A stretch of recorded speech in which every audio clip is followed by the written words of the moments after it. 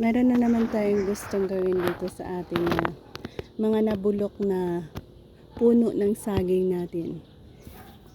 Good morning! Isa na namang paraan kung paano natin bigyan halaga ang mga saging na ating pinutol dito. Isang paraan ay ang pag-imbak at gagawa tayo ng natural mushroom. Wala tayong inilagay na seedlings ng kabuti dito. So meron tayong isa. So bali dalawa ang ating ginawa. Yan. Nilagyan natin ng screen. Inimbak natin ang mga banana na pabulok na. So yan ang ating mushroom na gustong patubuin dyan. At ito rin ang ating ginagawa para madali silang mabulok is binibinyagan natin. Natural mushroom ang ating gustong ipatubo dito. Walang halong chemical. Sa pagdilig natin, kasabay na rin yan ang paghugas.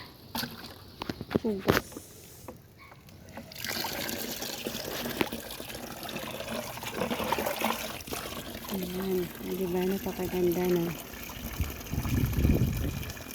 Bale dalawa, ang isa nakaangat sa lupa, tapos yung isa naman yan.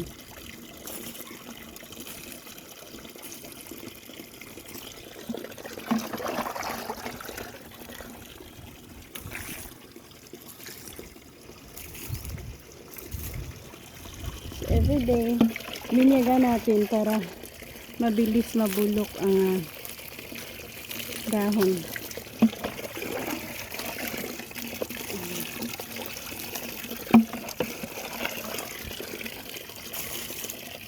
Itong isa, ikaw sa nagsubaybay sa mga posted video natin. Ang area natin na ito dati ay puro saging. So ngayon, nilagyan na natin ng mga iba't iba. So meron tayo dito ng patola. Patola na ang ating itinanim. Yan oh. Maganda din naman ang tubo nila. Yan. So patola, area na natin ito dito. Dito yan sa harap ng bahay natin. Yung doon sa gilid ng bahay kubo natin. Yun natin kinuha ang mga okra at kamatis na bago natin napitas. Yan, dito tayo aasa na. Meron tayong pansahog sa mga gulay na ating. Ganda na. So beside dyan, meron din para tayong, meron din namang kamatis dito. Meron tayo dito ampalaya. Ang ganda din ang ampalaya natin. Madami din naman na-produce nilang bunga hanggang doon na. Meron din palang kamatis dito. Ayan. Oh, malapit na nga yun. Kamatis. So, iba-iba ang ating itinanim dito.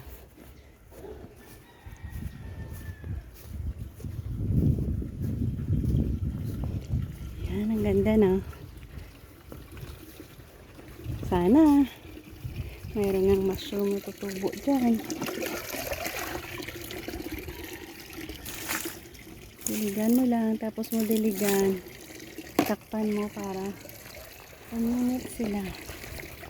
Ayan tayo dito. Ini handang plastic. Ayan, natatakpan na natin.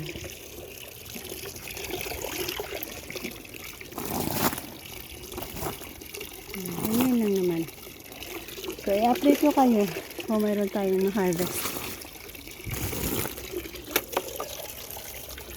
So, again, mushroom ang ating gustong patubuin dyan. Baka mayroon na yun.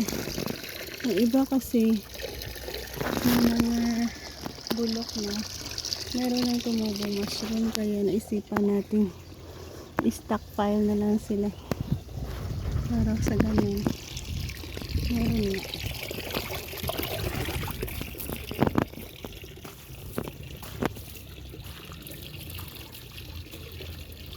Ayan.